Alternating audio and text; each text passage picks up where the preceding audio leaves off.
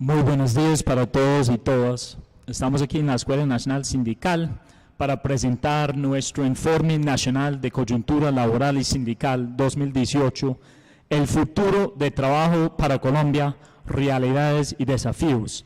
Estamos presentes Carmen Tangarife y mi persona, Daniel Hawkins, del área de investigación, y vamos a darles una presentación sobre nuestro informe. Yo voy a hablar un poco sobre, primero, algunas de las estimaciones de los impactos de los desarrollos tecnológicos en el mundo y luego enfocar un poco en el caso concreto de Colombia. Digamos que muchos estudios se han enfocado en los impactos en países desarrollados, en países asiáticos, en el mundo entero, con diversas estimaciones. Digamos, el estudio más importante es desarrollado por Benedict y Osborne en 2013, que hace un estimado de que la nueva tecnología suplantaría el 47% de los puestos de trabajo en los próximos años. Luego otro estudio de la OECD de países miembros en 2016 estimó que en promedio habría un 9% de pérdida de puestos de trabajo en esos países. Luego para el caso asiático, Chang y Pu en 2016 también estiman que en los próximos 20 años están en riesgo 56% de puestos de trabajo de desaparecer por la robotización y automatización. El Banco Mundial, en su caso, mirando los países desarrollados, estima que alrededor de 2/3 de puestos de trabajo podrían desaparecer por esas nuevas implementaciones tecnológicas. Aquí se nota que hay una gran variedad y heterogeneidad de estimaciones. Y antes que todo deberíamos plantear una nota de alerta, que digamos, no podemos naturalizar la implementación de esos desarrollos tecnológicos nuevos, porque eso obviamente depende del contexto concreto de cada país o región, su estructura productiva, estructura empresarial y la institucionalidad de las relaciones laborales. Primero, mirando el caso de Colombia. El caso de Colombia llama la atención primero por la alta informalidad laboral que existe en el país. A nivel nacional, medida por desprotección social, de salud, pensiones y riesgos laborales, llega la tasa para 2018 de 65.7%. Y en el sector rural, este llega a 87% de los y las trabajadoras ocupados están en la informalidad. El desempleo sigue estancado, o sea, para 2018, finales de 2018, 9.7%, y el 70% de los y las trabajadoras en el país ganan menos de 1.5 salarios mínimos. Ese es, digamos, un monto inferior del costo de la canasta básica familiar. Entonces, estamos en una situación estructural bastante distinta que la gran mayoría de países desarrollados e industrializados. Pero mirando la estructura productiva en Colombia y las políticas económicas que promueven, digamos, el crecimiento económico, vemos que en el presente siglo los gobiernos, los 4 gobiernos y el presente gobierno se han enfocado en promover la integración económica a través de los TLCs y otros acuerdos comerciales. En este momento tenemos 13 acuerdos comerciales firmados con 58 países y la otra estrategia es la atracción a la inversión extranjera directa. Sin embargo, esas dos políticas prioritarias para los gobiernos nacionales han enfocado básicamente en promover 2 sectores económicos: el sector extractivo, minero, petrolero, y el sector financiero. En términos de exportaciones, en 5 años de análisis entre 2010 y 2018, cada segundo año, se puede apreciar que casi el 60% de las exportaciones colombianas han sido entre minero y petrolero. Básicamente, petróleo y carbón. O sea, no ha habido una diversificación económica como se prometió durante todos los gobiernos desde 2002. Segundo, el sector minero y petrolero concentra en promedio en este periodo el 44% de la inversión extranjera directa, mientras que el sector manufacturero solo concentra el 11.2% y, más preocupante aún, el sector agrícola solo le ha llegado el 1.3% de la inversión extranjera directa en este periodo. Si miramos o analizamos la generación de empleo, para 2018 es notable que sigue la tendencia, el sector minero petrolero solo participa con el 0.9% del total del empleo nacional en el país, con tan solo 211,000 puestos de trabajo, frente a los 2.7 millones de puestos de trabajo que aporta la industria manufacturera, el 12% del total, y los 3.8 millones de puestos de trabajo en el sector agrícola. Obviamente el sector que más jalonea la economía del país en términos de generación de empleo es el sector de comercio, hoteles y restaurantes, que participa con 6 millones de puestos de trabajo y 26.8% del total. Pero no solamente los enfoques de la política económica son equivocados en términos de dinamizar la economía y generar trabajo de calidad, sino también la estructura empresarial en Colombia no nos ayuda para, digamos, implementar los nuevos desarrollos tecnológicos para generar trabajo decente y bienestar social en el país. Para 2016 hubo 2.5 millones de micro y pequeñas empresas en el país y 94.7% de todas las empresas registradas en el país son micro, 4.9% son pequeñas y medianas y solo 0.4% son grandes. Pero miramos la dificultad que tiene el fomento de la empresa micro en el país en términos de su supervivencia. Entre 2013 y 2017, de acuerdo con Confecámaras, se crearon 1.075.908 empresas en el país y 94% de ellas se quebraron durante los siguientes años.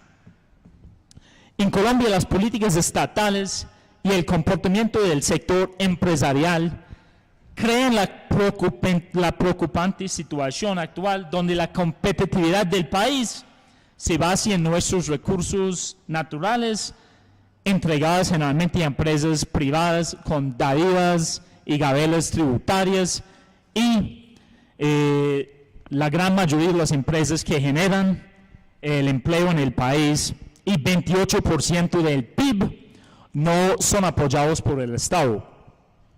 En términos de empleo en el país, la ocupación que más jalonea el empleo en el país es el cuentapropismo, el autoempleo, ¿cierto? Ese participa con el 44% de todos los empleos para los más de 22 millones de ocupados en el país. Más de 9.791.000 personas trabajan en el cuentapropismo.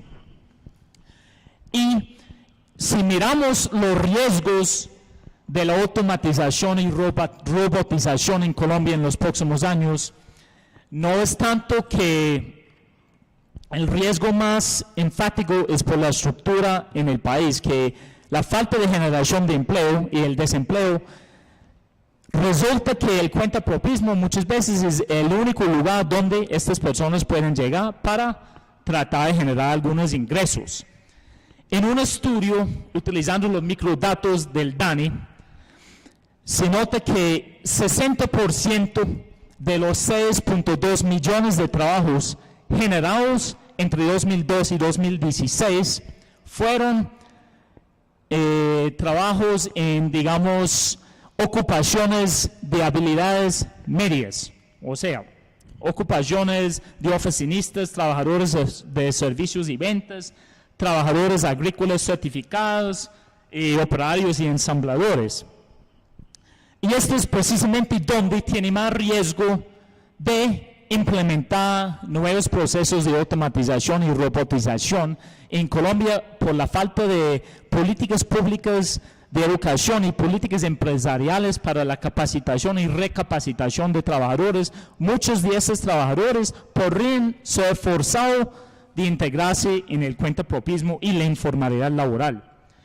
El fomento en el país, como en todo el mundo, de las plataformas digitales que hasta el momento deslaboralizan totalmente las relaciones laborales. O sea, Uber en Colombia, que tiene más de 83,000 conductores, los rapitenderos, que no tenemos información exacta sobre el número de ellos, pero todos ellos no tienen vinculación laboral, son contratistas independientes, donde ellos ponen todo el capital, el esfuerzo y asumen todos los riesgos, mientras que los gerentes que manejan estas empresas reciben la gran parte de la renta.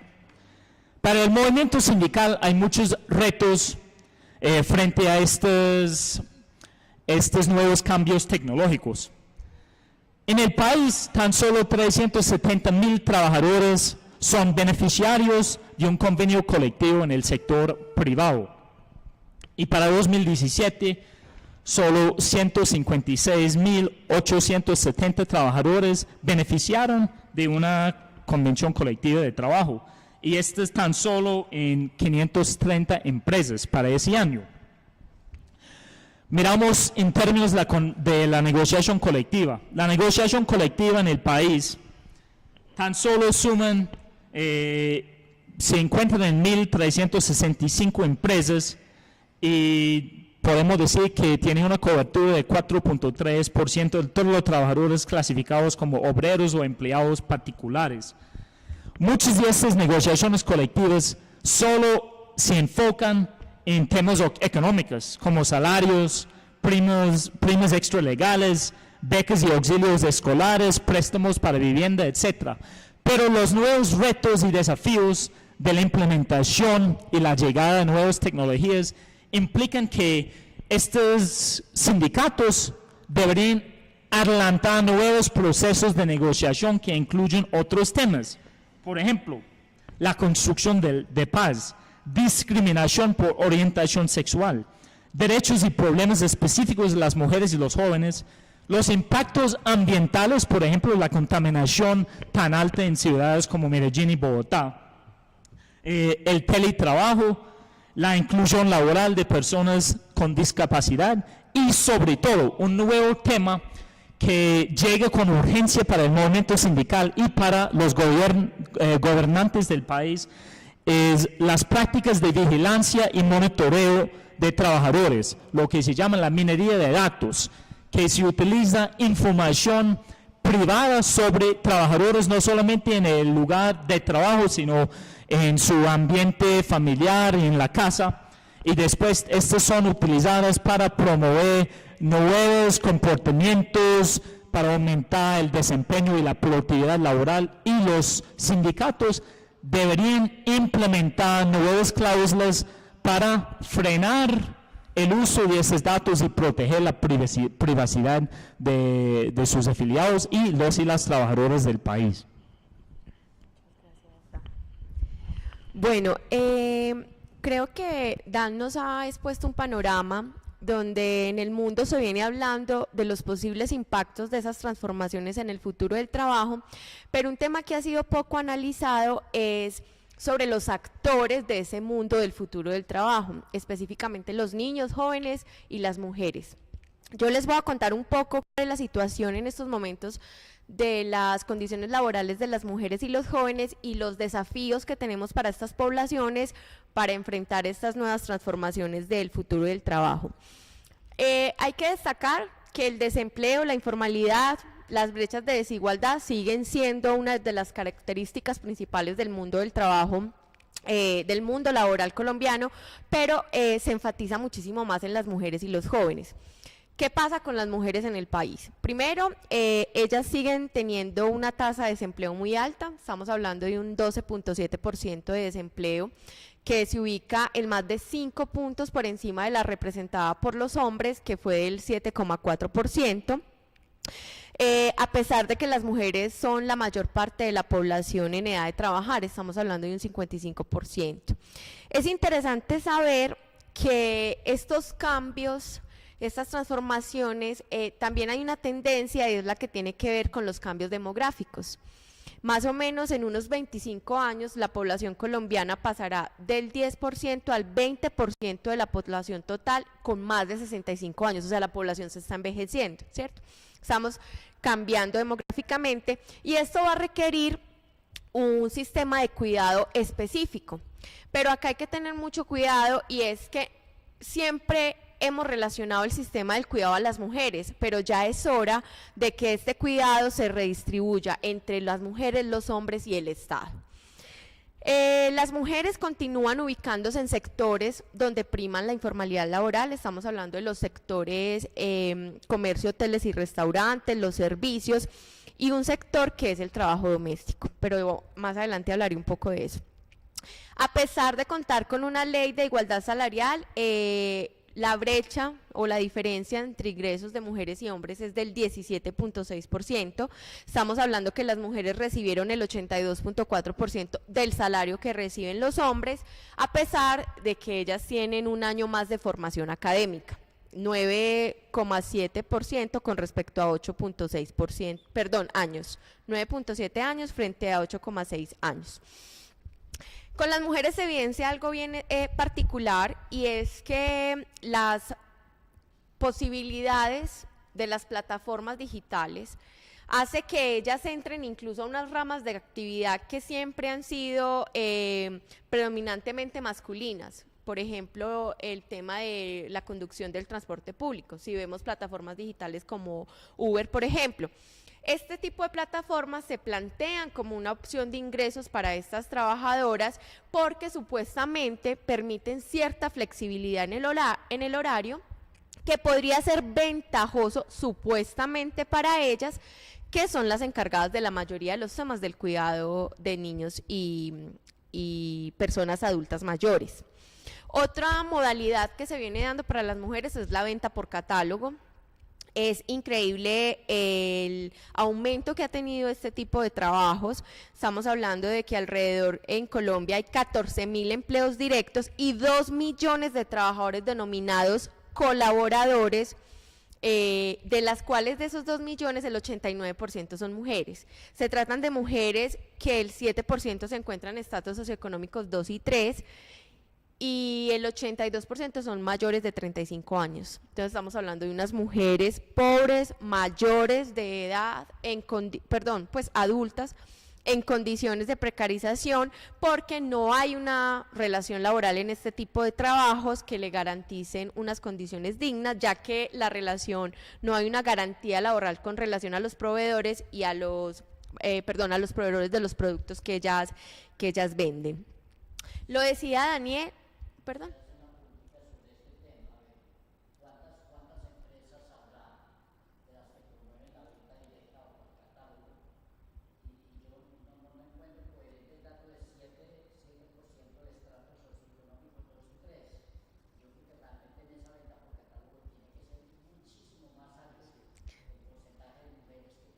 Claro, esta es una información que incluso recoge la Asociación de Vendedores por Catálogo, porque ya hay una asociación, ¿cierto? Entonces, es un sondeo que ellos realizan y de ahí sale la identificación, pero podemos buscar cuántas empresas efectivamente hay en estos momentos de ventas. Sí, ya hay un sinnúmeros, porque claro, porque por ejemplo en los textiles se ha diversificado mucho. Una sola marca tiene, o sea, una sola empresa tiene diferentes marcas. Por ejemplo, Línea Directa tiene Carmel, tiene Pacífica y otras marcas en esto. Bueno, les decía que un tema clave es el tema de la informalidad, que creo que Daniel lo mencionó ahorita, perdón, y es que las mujeres, el 65.1% de las mujeres está en la informalidad laboral, o sea, están excluidas del sistema de seguridad social básico que Daniel nos comentaba, salud, pensión y riesgos laborales. Entrando un poco la atención en lo que tiene que ver con los jóvenes, esta es una población clave para el futuro del trabajo.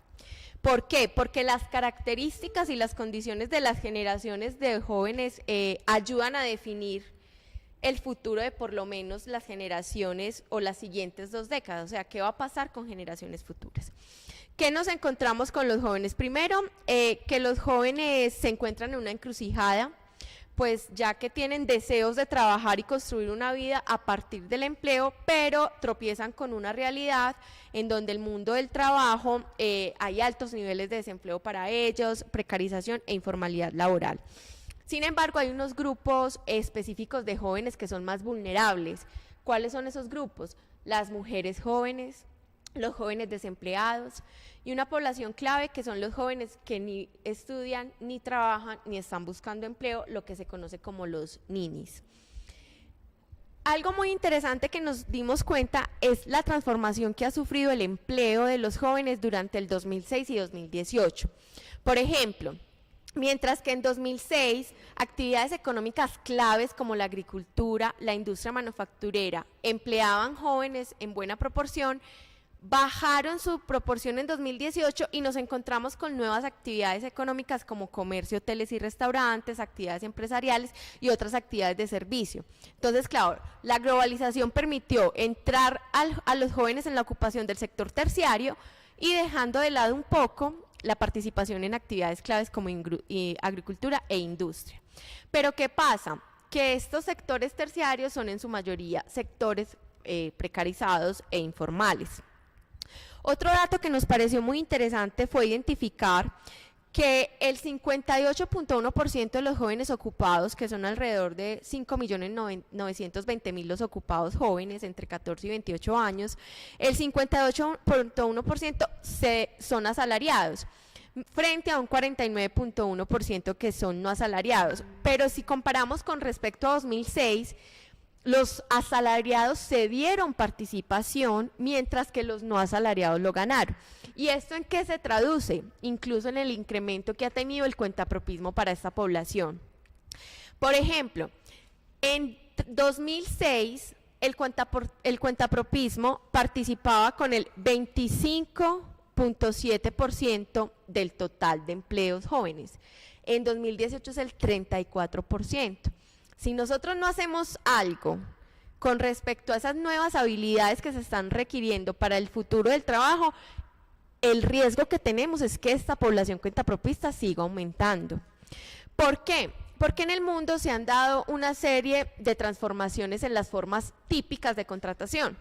Y ahora hemos visto una serie de formas atípicas de contratación, como el cuentapropismo, el empleo temporal, la jornada a tiempo parcial, etcétera, que para muchos jóvenes puede ser una decisión voluntaria, pero para otros trae inseguridad en el empleo, limitado acceso a la protección social, aislamiento, estrés por tener que tener una seguridad en cuanto a ingresos, por ejemplo, incluso tensiones frente a la vida laboral y familiar de estos trabajadores jóvenes.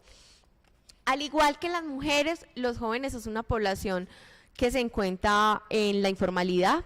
Tenemos que de cada 100 jóvenes, 63 están en condiciones de informalidad por acceso a la seguridad social básica. También nos encontramos con que el ingreso laboral promedio de un joven es de 836.000 pesos, incluso es menor o inferior al ingreso laboral promedio de la población en general, que es 1.016.000 pesos, y no podemos olvidar a los jóvenes rurales. O sea, si estamos hablando de jóvenes como población clave para el futuro del trabajo, los jóvenes rurales juegan un papel fundamental, puesto que la tasa de desempleo de ellos es del 10.1%, se ubica por encima de la tasa de desempleo general nacional, que fue el 9,7%, Y otra población son los jóvenes que ni trabajan ni estudian, que en los últimos 10 años han disminuido muy poco. Mientras que, por ejemplo, en 2008 la tasa de jóvenes, para el 2018 la tasa de jóvenes NINI es del 21.7%. Y esta problemática impacta en mayor medida a las mujeres jóvenes. Estamos hablando de unas mujeres con una tasa de ninis, o sea, ni estudian, ni trabajan, ni buscan empleo, de 30.8% frente a 12.7%. Los desafíos que tenemos para esta población sin duda se centran específicamente en una política educativa. Ante los cambios que se han evidenciado en estas transformaciones del futuro, los jóvenes ya se empiezan a evidenciar unas pistas de cuáles serían esas competencias o habilidades que los jóvenes deben adquirir para esos futuros del trabajo. Competencias, muchos, como el Banco Mundial los llaman habilidades blandas, que tienen que ver con adaptabilidad, gestión del conocimiento, trabajo en equipo, pensamiento innovador y adaptativo, conocimiento en idiomas y lenguajes de programación, entre otros. Sin embargo, los bajos niveles de educación y competencias de los jóvenes colombianos impiden o pueden dificultarle que estos jóvenes tengan una adaptación viable a ese cambio tecnológico. Infortunadamente en el país, los resultados, por ejemplo, del Programa Internacional para la Evaluación de Estudiantes o de Alumnos PISA, nos siguen ubicando como un país donde nos falta mucha educación, puesto que de los 72 países que se les hace el estudio, Colombia figura en el puesto 57 en ciencias, en el 61 en matemáticas y en el 54 en lectura. O sea, todavía nos falta muchísimo. Lo otro tiene que ver con esas nuevas disciplinas que están surgiendo para estas transformaciones del mundo del trabajo, la ciencia, la tecnología, la ingeniería, las matemáticas, sin olvidar que las disciplinas relacionadas con humanidades tienen un aspecto fundamental en estas transformaciones del futuro del trabajo, pero en esas otras carreras identificadas como pertinentes para la incorporación de nuevas tecnologías, nos hemos dado cuenta que en el país apenas 1 de cada 4 estudiantes se gradúa en este tipo de carreras. Entonces, lo que necesitamos efectivamente es que los cambios en el empleo evidentemente vendrán con cambios en la formación para el trabajo, y los jóvenes identifican que se necesitan nuevos métodos de enseñanza, nuevas tecnologías en las aulas de clase, currículos adaptados a nuevos entornos. Necesitamos una política definida clara, no solo pública, sino empresarial, educativa y de formación para el trabajo para la población. Necesitamos, por ejemplo, que los empresarios o el sector privado ofrezca a los jóvenes aprendizaje profesional de calidad, que sea su primer empleo, que se les remunere con el principio de igualdad de remuneración y efectivamente que haya una especial atención en la política educativa para lograr una transición efectiva de la educación al trabajo para la población joven. Finalmente les quería comentar que en el Plan Nacional de Desarrollo poco o nada se habla del futuro del trabajo. La base del plan es el trabajo decente, pero realmente se enuncia como algo meramente, como un mero enunciado discursivo, porque realmente no tiene cambios estructurales en las 4 dimensiones que fundamentan el trabajo decente. Entonces ahí tenemos un reto como país, porque creemos que el Plan Nacional de Desarrollo no va a contribuir a que se disminuya el déficit de trabajo decente que en estos momentos hay en el país. Muchísimas gracias. No sé si ahora tienen alguna